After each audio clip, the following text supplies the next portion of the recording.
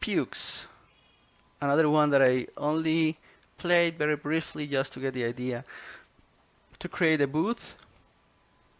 And let's take a look at the video. So it's a very long video as well, probably with developer commentary. Yeah, it has developer commentary. And what I noticed, I believe from what I saw in the reviews, it's the reason why it's up here on the list is that it's very involved. It has very good mechanics. What I noticed at first, at least, was these different heights, right? So you are looking from an overhead perspective, but there are different heights. And for example, you can drop from here to here, but you cannot go back. You have to use this kind of slope, right? And another thing that I noticed, but I'm not sure about, is sometimes you could, oh, actually, no, scratch that.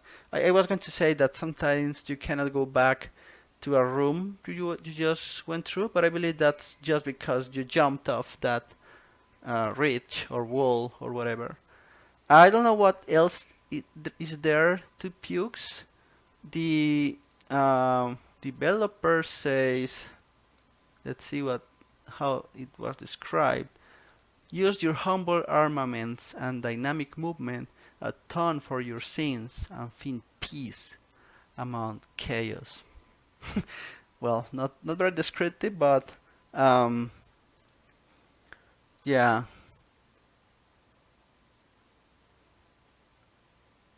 Again, this kind of 7-day rogue like that.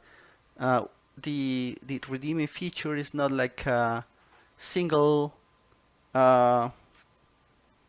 thing, like a single feature, but rather being very complete. I believe that's how that's the perception I have about Pieux. So another one worth checking. Let's go to Numeron, Mr. Numeron. Mr. Numeron, he's always in the top. Always in the top of the 7-day roguelike challenge list. And I have never been able to get in the top 10, but this guy is, I don't know, always been there. I think I was checking, and at least for the last 6 years or something like that, he's always there. And yeah, his games are always have a high level of quality. This time, this is the other entry that is inspired by Tetris. So we have Tonhack here. Hi, thank you for dropping by. And let's take a look at the video.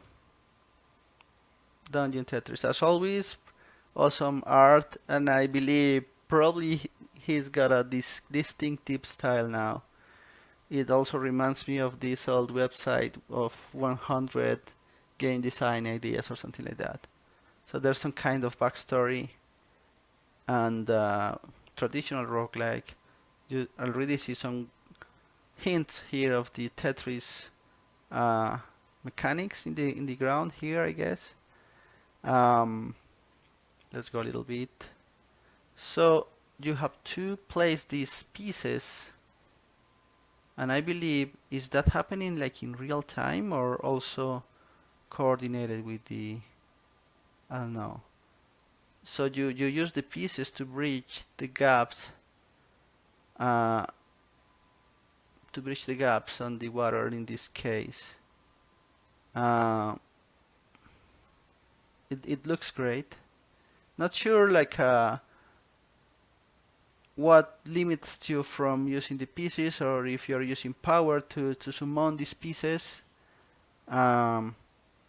But yeah, it's like a snowy place, and you are using these Tetris pieces to kind of complete or fill the gaps on the environment.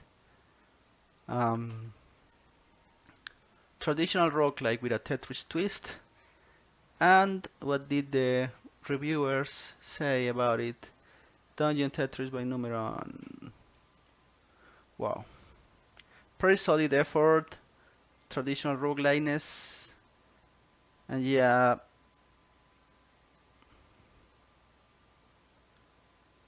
Okay. Yeah, the reviewers are very happy. Um,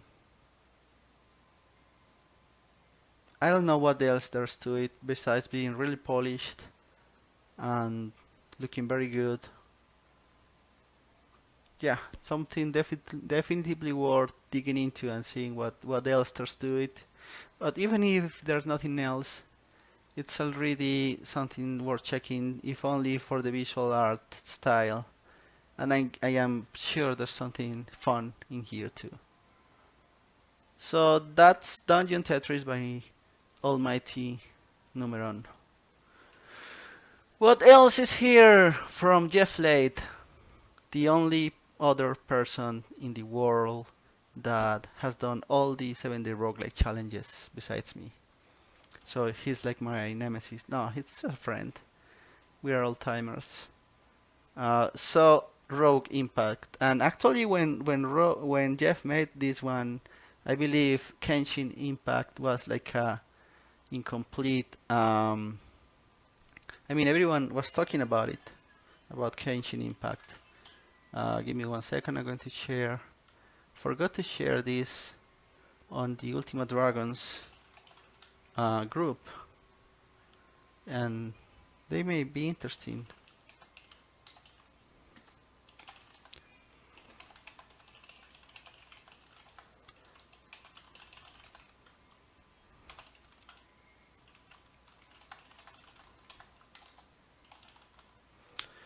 They may be interested. So, and I think probably it's not that popular right now. I think I read somewhere that it was having some issues. I don't know. Any case, this is a roguelike that is directly inspired by it. It has like the classic look of Jeff's roguelikes, and I mean he's been around for a bit, so he has been carrying this this kind of code base from one entry to the other, I guess, as I did also at some point when I was wasting my time with Java roguelikes. I know, but yeah, it looks like very traditional. And what you do here is that you get like some surprise companions or summons or monsters that you carry with you, and they have special skills. And I believe the key factor here is the randomness of the companions that you get, um, and the variety, right? Because like there's a lot of different skills that they can have, and again that makes every game like a different experience beyond just having like procedurally generated levels, right? That's important because some games may have like a random levels, but you always find the same kind of set, like items or skills, or but I think this trend of having like games that you have to like make your way with whatever the game throws at you may not be like a groundbreaking thing. Maybe all roguelikes have it at some level, but I believe this kind of games make it more explicit, right? Like that's an important part of them. So that's Rogue Impact.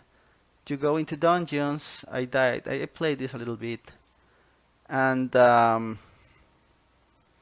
you had to make use of your abilities. So, for example, here we have I don't know how he named them, but you're a single person avatar.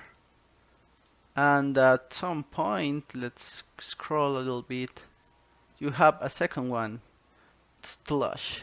And you switch between them. You are actually always, this is not like a party based roguelike, right? You always see a single character of your party. You just change the party member. And and yeah, everyone is different, has different skills, different stats, and highly differentiated.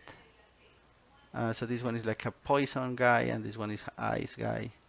And you can have 4 of them. I believe at some point they leave. At some point they leave.